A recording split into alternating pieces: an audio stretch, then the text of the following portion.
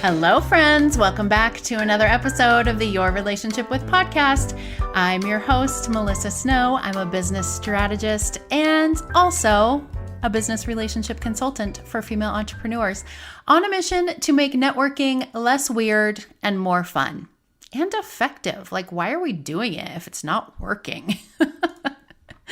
I personally don't love networking, quote unquote, in the traditional sense of the word, which is a big reason I started my company because I want to change the way that we are doing it. And I want to make it better for everyone, especially women like me who don't fit the mold of what everybody thinks a professional, successful female entrepreneur is supposed to look like. That ain't me, sister.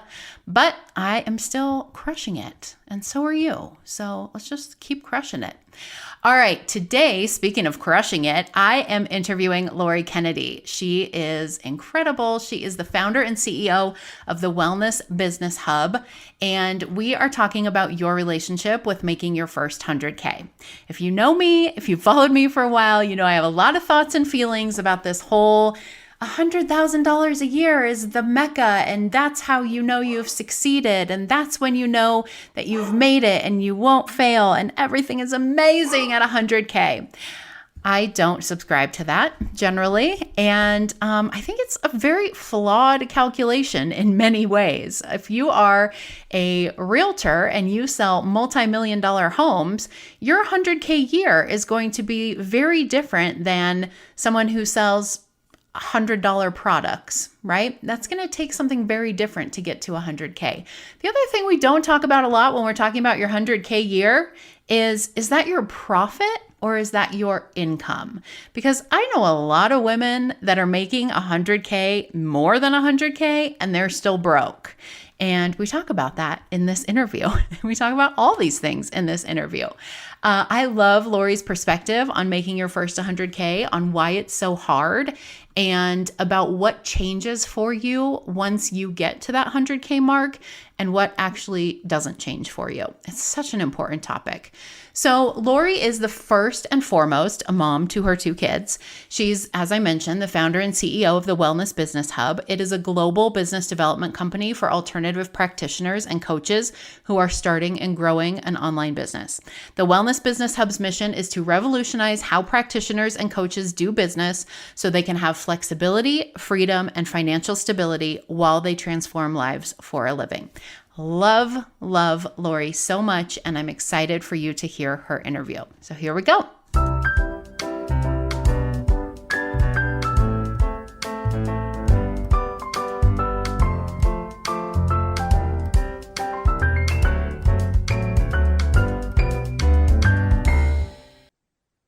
Hello, Lori. Welcome to the podcast. Thank you for having me. Yeah, so excited to chat with you today about making 100K. It's such an interesting topic. We were talking before we started recording about how 100K in a lot of marketing, especially, is like this promised land of like, now you've made it. Now you have no problems. Right. Now everything is perfect. So we're going to talk about the reality of making 100K today. So before we dive into that, tell everybody just a little bit about you and what you do and your relationship with making 100K. So it's an interesting thing what I do. I guess I'm a coach because all of the iterations of my business journey have been in the coaching realm. So I started off as a personal trainer. I became a registered holistic nutritionist. And now I do business coaching for practitioners and coaches who want to make that transition online, who are just getting started in the online space. And we work with them to create an online program and their brand and really sort of their technology and their automations to get them up and running. I've never had a corporate job. So I've been a coach. Actually, even before I was a personal trainer, I was a gymnastics coach when I was like 16. So I've really been in the coaching industry my entire working life. Yeah. I've worked for myself. I mean, you know, I've had serving jobs. I've done all of that like in university, but my steady paycheck always came from either being a trainer or my clinical nutrition practice that I had for 7 years. And now I run the Wellness Business Hub, which again, we work with practitioners and coaches from all over the world. And, making that first $100,000, I didn't even realize that it was a thing until somebody else congratulated me because I was still broke. Like, like I was like, what's the big deal? Like, I'm still the business mate. So we can talk about the difference between the business making 100,000 and you taking home 100,000, because those are two very different things. When the business makes 100,000, you're kind of still broke. Right. Right. Yeah, that's one of the things that I think is interesting about that whole like 100K is the most amazing thing. It's like 100K revenue and 100K profit are very different things. Very different. 100K is a really different thing depending on who you're talking about, what industry you're in, right? 100%. If you're a realtor and you only sell multi-million-dollar homes, you're going to sell 2-3 homes and have $100,000 a year, right? If I'm selling a product that costs $17.95, me getting to 100K is going to be a very different experience. 100%. Absolutely. And there's so many variables, and I don't want to minimize getting to 100K regardless, because that means you did something. For sure. Right? That means you did something. But I think, and we'll obviously get into this, but it is, in my opinion, the hardest milestone to hit. And also, I think people blow it up, and then you get there and perhaps you're disappointed. You're like, I thought everything was supposed to be magical. Right. And it's not, Right. And I still have no money. I still have no money. So did you get to that 6-figure mark as a personal trainer or as a holistic nutritionist? Yep. As a nutritionist. Yep. So I went from selling time for money, as most service providers do. So the way that I was taught was to sell a 60-minute session for a set period of time, and then you charge for every additional follow-up. And that's what I did until, and very quickly, I might add, realized that model of practice, so we call it a practice model, it's really a business model. It's a service provider. It's the same one that hairdressers follow, like it's not just in the coaching industry or the alternative health industry. I realized very quickly, one, because I had a baby, and two, because I was ambitious and I did want to make a lot of money, that the dollars per hour, that like very transactional way of working, wasn't going to work for me. And so in 2009, I created my first signature program. And I was able to put 12 to 15 clients in my group, which was called Wow Weight Loss at the time. And I was able to put them into a group program. I modeled it after Weight Watchers, because in 2009, there weren't, the gurus teaching this stuff. I just realized that I needed to find a better way to work with my clients for their own benefit and their results, and also my life. And so I did that. And I very quickly realized that there was another option and a better way to be able to, number one, get client results. Number two, have a thriving career that didn't destroy my home life and cause me to burn out, and allow me to also grow my practice while keeping my hours pretty stable. Like, with a one-to-one model, if you want to grow, you have to work more. Right. And I wasn't interested in that. I wanted to be at home for bath time. I wanted to be at home for bedtime. I didn't want to have to give up those moments. I was like, how do I figure this out? And so really creating that for myself at the time was the way that I was able to get to that first $100,000, because I had one offering that I sold multiple ways. I think that's important for people to know before we get into the topic, that you did make your first 6 figures as a regular business owner, right? I think sometimes people not as a business coach. Yeah. Sometimes people think like the ones who are making money are the ones who are like, oh, I can teach other people how to make money, even though I never did it. Yeah. Right. So no. And I think it's really important. And I feel always awkward calling myself a business coach because I don't have any formal business training other than that I've been paying I've been self-employed since I was 19. Right. Right. And like running and growing these things. I don't have an MBA. I failed grade 10 math. I never took an accounting course. I've never done any of those things. So there's just no other sort of title that works. But I had my nutrition clinic for 7 years full time. That's what I did. I actually closed it in 2016. And I had it running at multiple gyms, and I was licensing out the program to other practitioners.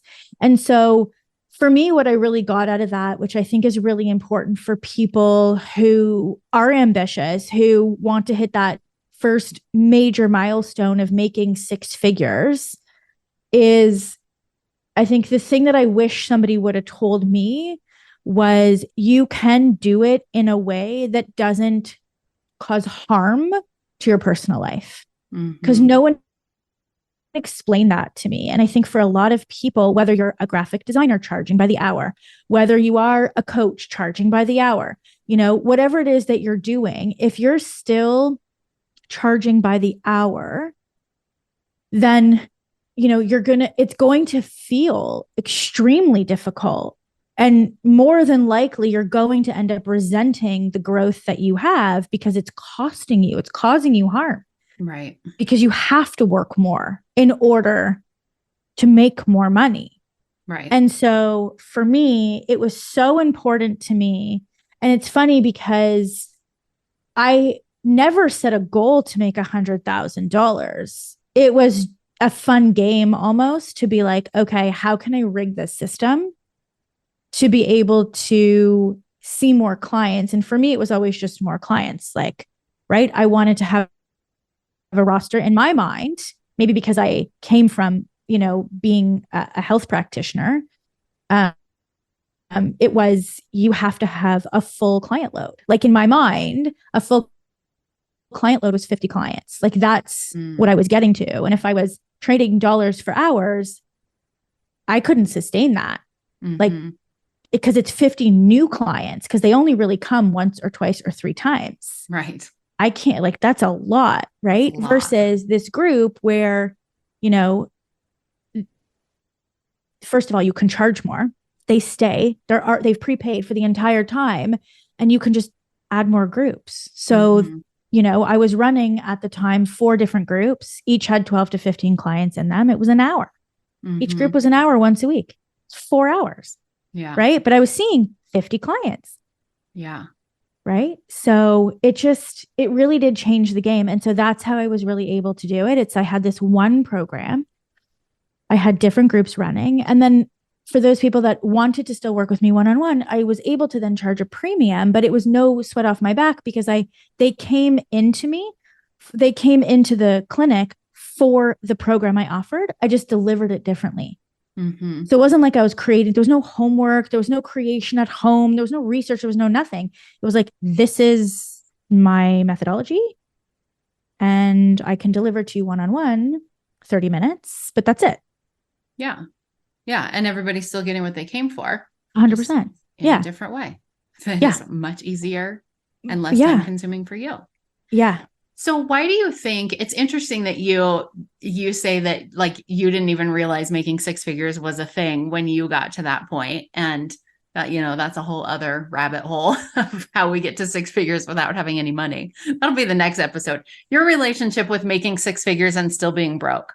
But why do you think that 6 figures is this like put on a pedestal? This is the big thing. This is how you know that you've made it.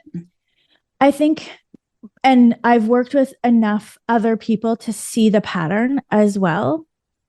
In order to make $100,000, it's $8,333.33 a month, which if you're used to charging traditional prices, even for graphic design, it doesn't matter what you do. It's anywhere from $30 to $250 an hour, right? So to go from charging by the hour, something has to give. When you increase pricing, let me rephrase. Your ability to increase your pricing is directly related to your mindset. So the reason that making the first $100,000 is such a big deal is because the level of resistance at that point is so high. You've never done this before. You've never had to build an audience. Like, to get to the 100 grand, even if, I mean, let's assume that your first six figures, which means you're just starting, right? You've never really done this before in this capacity. You're learning as you go. The level of resistance is so high. The self-doubt is so high. You're constantly working outside of your own comfort zone. The first 100 grand you ever make will be more than likely, and I only can speak to the amount of money that I've made. It was the hardest. It was the hardest money I ever made because there was no proof of concept. There was no framework to fall back on. There was no metrics to help me make decisions. You are flying by the seat of your pants, even if you're in a coaching program, even if somebody's mentoring you. And I can say that I mentor lots of people, hundreds of people. I have hundreds of active clients. Like, I can say it'll still be, because it's a framework and you're bumping up against, is this going to work constantly? And so that energy output of, is this going to work? Am I doing the right thing? Even if you're following a framework, even if somebody's literally telling you exactly what to say, there's still this level of, can I really do this? And then you go and you make the first six figures and you're like, oh, validation. Yeah. Maybe this does work. Right. And you're like, okay, so you build a little bit of confidence in yourself because you're like, cool, I made six figures. That's a big deal. Everybody tells me that this is a big deal. So it must be a big deal. Right. And so the confidence builds. And then you're like, cool, if I can make six, can I double that? And then you make 250 and you're like, mind is blown. Right. And then you make five and you're like wigging out because you're like, holy crap, I just made $500,000. Like, nobody else I know in the whole world has ever made that amount of money. Right. And so it's just like, at every stage, starting with 100 grand, your identity has to shift. Your understanding of money and how it actually works shifts. So it's these massive shifts. That's why I think it's so challenging for the people that don't ever hit that first six figures. It's not because they're not smart enough. It's not because the formula works for some and it doesn't work for others. That's nonsense. It's literally their inability to get past their own beliefs and actually just execute until they hit it, and trial and error until they hit it. Yeah. It's interesting. My sister and I had a conversation once. We were at a John Mayer concert, and he had, there's a point to this. He had these backup singers, were incredible singers, right? And I actually quite like John Mayer, but John Mayer is not the best singer I've ever heard in my whole life. Like, he's certainly better than me, but he's not like, oh my gosh, I've never heard anyone sing so beautifully in my whole life. And he's okay, but he's also not like the most beautiful man I've ever seen in my whole life, right? So we're having this conversation about, like, what is the difference? How does John Mayer become John Mayer? And these people who are clearly more talented singers than him become backup singers, right? And I don't actually know this. I don't know any backup singers. And I don't know John Mayer, but in my made up scenario, it's a lot of what you're talking about, right? It's the difference between the people who can walk into record producer after record producer and say, hey, I want to make an album, and get told no, and continue to go to the next one and the next one and the next one year after year. Play in these shitty coffee shops, go play where no one's listening to them, right? And continue on until they become John Mayer, versus the ones that are like, I've tried this for years. It's not working. I'm just going to go be John Mayer's backup singer. Yep. Absolutely. 100%. And I think, some people are better off as like a number two. Some people really are better off and can provide their zone of genius as a backup singer. Yeah. But the people who end up being backup singers and have regret and resentment, it's, that's who we're talking about. We're talking about like the people who end up making the six figures. And I see this all the time, even in my own program, right? Where there's people that come out of my own program, and every coach has this experience because not 100% of your clients are 100% successful, who were like, the program didn't work. And I'm like, that's really interesting because we didn't change it for you. So there's a percentage of people, that knocked it out of the park. And then there's a percentage of people that are working the program and getting great results. And then there's a percentage of people who deem themselves and every investment massive failures. How come? Right. And not to take on responsibility, like off responsibility off my shoulders, but it's interesting. Same thing, right? Where you look at like a class of people, the teacher said the same words, right? They had the same textbooks. How come some people excel and, other people don't? Sure, everybody learns differently. Yes. But if you take somebody with the exact same environment and whatnot, right? And we see that. So it's like a lot of it comes down to your ability, which again, it's why that first 100 grand is so difficult to get to, is because not everybody is starting off with the same lived experience, the same level of confidence, the same level of self-worth. Some people have to overcome so much more, right? To get to that place. So that's the interesting part. Yeah. It's the psychology of that could be a book, actually. The psychology of the first 100 grand. Yeah. Yeah. Yeah. And there are a lot of different layers to it. I was just interviewing Samantha Siffring, who is a business coach also, and she was talking about being in a coaching program where she looked around and realized like it was all about mindset. It was all about changing your thoughts. That was the sole focus of like, that is how you succeed. And she was saying at one point, she like kind of looked around and realized the people that were in that program that were succeeding were the people who had backgrounds already in marketing. And so that mindset piece was exactly what they needed to go to the next level. And the people who weren't doing as well, who were just trying to like mindset themselves into it, needed both. That didn't know anything about marketing, were like, why isn't this working for me? So yes, there are a lot of layers to it in terms of like starting point and privilege and expendable income. Like there's a lot to it. 100%. Actually, I was just writing about this morning, and that's so true. I was literally saying that there was 3 things, and it was strategy, and it was literally in this order. It was strategy, it was mindset, and then it was practical application. And I sandwiched mindset in between because you can have you need the strategy. So you can't just have, the vision board and the mindset and all of that fun stuff, right? And the whole like embody it and like have the energy and whatever if you have no strategy, but you need the strategy. And then there's mindset, and then there's practical application, except that the mindset controls whether you actually apply the strategy or not. Right. So like you go and learn the strategy, and I'm like huge on strategy. You go and learn the strategy, but then you have to also work on the mindset, because you can have all the strategy in the world, but if the mindset isn't right, then there's no practical application. Right. In which case it's a lose-lose situation. Right. And that's how I would always think about it. And what I've seen and observed even in my own life and in my own business, it's, strategy, get your mindset right, practical application, and then the cycle repeats, right? To get to the next level, there's new strategies, but if the mindset doesn't catch up, there's no execution.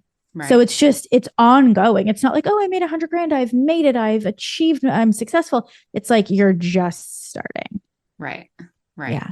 Yeah. And I think we have to recognize too that people's ability to implement the things that they're learning is going to be different depending on their 100%. Various circumstances, right? Like if I'm living off my family's inheritance and money is never a concern for me, I have no 100%. Children. I have all the time in the world, all the money in the world, right? My ability to actually apply those strategies is going to be very different from someone who has 4 kids. That takes a lot of time, is concerned, doing it on her own, is concerned about, am I going to bring the money in this month to be able to buy the school supplies, right? Like that's also 100%. A very different aspect too. And I think that's a very strong consideration. I was chatting with a client this morning who's a single mom, and I was saying to her, you're just going to have to surrender to the fact that your timeline is going to be very different than most. You're a single mom. right? So whether you're a single mom or not, to hit that first 100K when you're starting from scratch and you're already bumping up against a level of resistance, and the mental load and the responsibility that you have is far greater than most others, it's going to take you longer because you have actual less time. You have less time and you have less mental bandwidth. It's not good. It's not bad. It's just your reality. So, stay in your lane, keep your head down and don't compare yourself. Have that be the goal, but just have the timeline be realistic. And I think that's also another big thing. It's like, especially with these ads and all this, like, the people that are saying like, oh, I'll help you hit 6 figures. They're not starting from absolute scratch. Mm-hmm. They already have an audience. They already have an offer that converts. That's very different than if you literally have 0 people on your email list. You're not making 6 figures unless you sell a program for $10,000 and you sell 10 of them to who, I don't know, because you have no audience, but you're not making 6 figures in 30 days or even 90 days because you don't even have an audience to sell to. Yeah. Like those ads make me so mad. I know, me too. Yeah. And it's okay that you're not making 6 figures in 90 100%. days. The majority of people are not making 6 figures in 90 days. Let's be real. Yeah. Yes, so absolutely. It takes what time it takes. Mm-hmm. And that's what it is. So why... We talked a little bit about why making 6 figures is hard for people, especially that mindset shift. Did you experience that in your 6 figures? Like, tell us about your experience making your first 6 figures. So when I hit that, I was doing everything myself still. So I was confirming all of my clinical appointments. I was doing all the invoicing and whatnot. And it was actually my dad who sat me down and said, look, like if you want to grow this and you want to, expand into different locations and whatnot, like you're going to have to hire somebody. And so he was actually the one that was like, you made $100,000. And I didn't even know that I did because I was just busy, confirming and taking invoices. I wasn't looking at like the tally of amount that I had made because also in 2009, 2010, people weren't talking like that. Like it wasn't, it wasn't like that. Mm-hmm. And so what that helped, it helped me to reframe that I was running a business.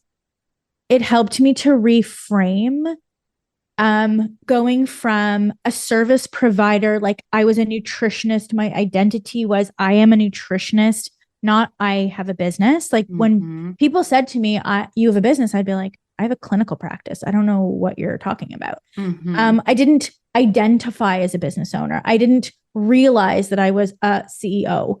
I was a nutritionist and I had a lot of clients and I felt like a hot mess. That's what I knew, right? Like that's all it felt like. I was a nutritionist. I had a lot of clients and it was a hot mess. And so he really showed me how to take some of the money that I was making and reinvest it back. And I think that was the biggest shift for me, was that I went from a hot mess, although most days I still feel like that, to be honest. I went from being a hot mess and just living in chaos, I think, to really sitting down and putting some systems and structure in place because it felt like the responsible thing to do. Like, oh, I made $100,000. Like that's not a small amount. Or I should say the business, the nutrition practice, because I still had to pay percentages to the rental space and I had to pay my fees and taxes and all of that. So it wasn't like my money, which is why we're saying you're still kind of broke. But it felt legitimate. It felt legitimate. It added a level of legitimacy that I had never felt before. And that helped me to reframe my behavior. I was like, oh, I should do things a little differently now. Yeah. Right. Started taking yourself a little bit more seriously. A little bit. Yeah. And take your business more seriously. Yes. And call it a business. Yeah. Like, and actually call it a business. Start. Right. Like to me, it was a clinical practice, which is not the same thing as a business. Yeah. Right. So yeah. It's interesting. Yeah. Yeah. It felt legitimate. It legitimized me. Like there was a level of pride. There was a level of professionalism. Like, oh, I could actually mismanage money now. Like there was something to mismanage, like there was something that the government could like call me about.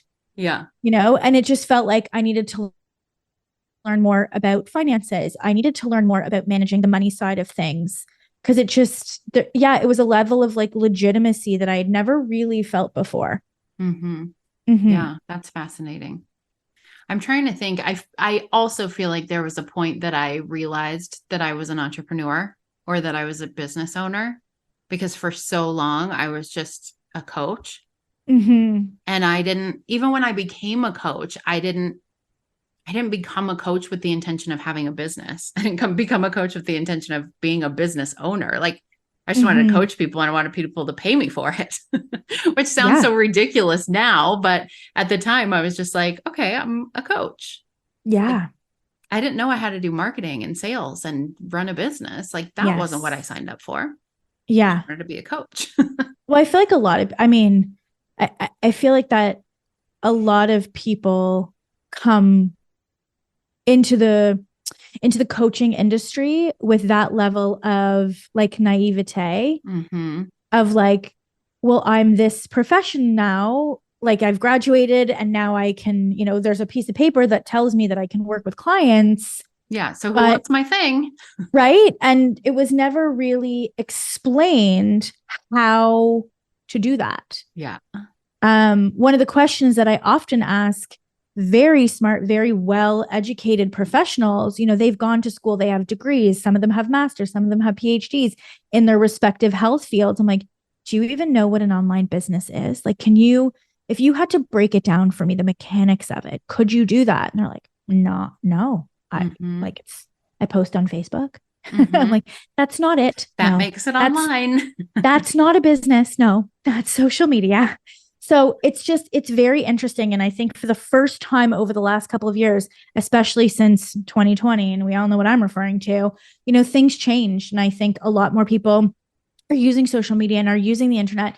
And, and I think the idea of making $100,000, you know, is now it's almost like mainstream in Mm-hmm. the online space, whereas before it was real estate agents and people who were like in finance and they talked about money, but for anyone with an internet connection, it's quite possible, you know Mm-hmm.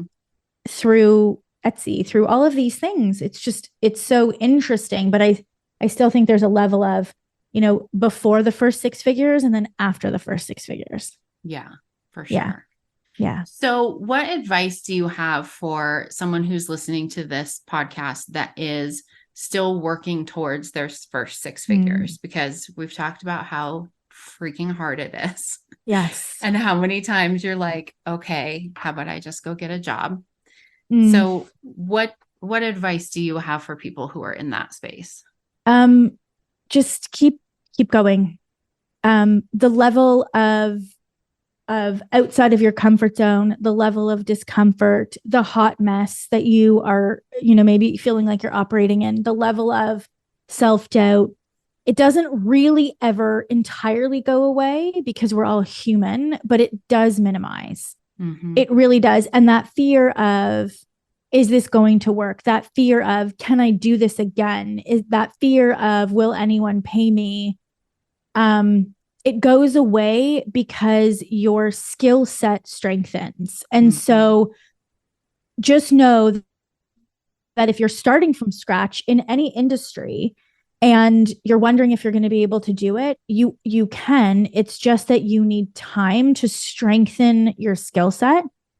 And the more you do it, the stronger your skill set becomes, the better at it you become, the easier it gets, but it takes time. Mm-hmm. It takes time and it takes many repetitions. Think outside to anything else. If you were learning a language, if you were learning a new sport, if you were learning a new card game, you wouldn't just try it 1, 2, 3, or even 10 times and go, well, I'm not an expert, so I'm not, a gold medalist, so I might as well quit.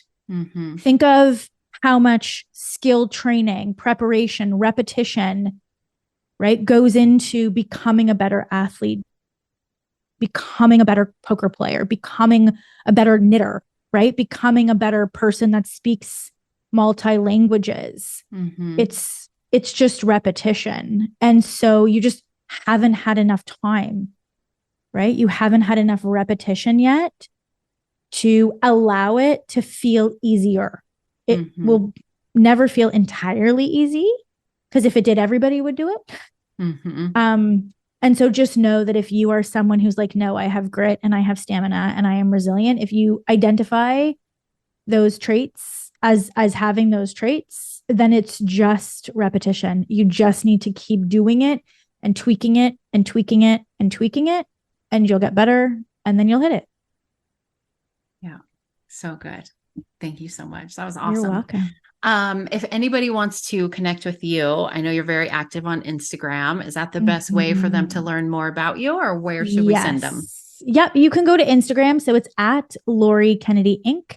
And Lori spelled Lori, Kennedy like the president, INC. Although no relation to the president. I'm Canadian. And yeah, come and hang out on Instagram. Let me know where you're at in your journey to six figures. When you hit it, send me a DM. I will celebrate with you. Also, I know that sometimes it's hard to celebrate money wins with people who don't understand. So feel free, send me a DM. I will celebrate with you. Awesome. I love it. I will put the link for your Instagram in the show notes so that everyone can connect with you. And thank you again for coming and talking to me today. Yeah, thank you for having me.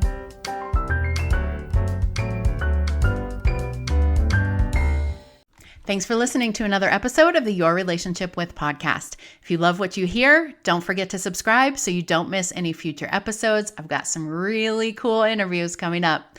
Also, please leave a review. You know I love it, and it helps other women just like you find the podcast. Also, definitely click the link in the show notes and check out the Powerful Women Rising community. I want to meet you. I want to talk to you. I want to network with you and introduce you to all of the amazing women in this community who I know will help you grow your business in a way that is faster, simpler, and way more fun than what you've been doing. So definitely check it out and come back next week.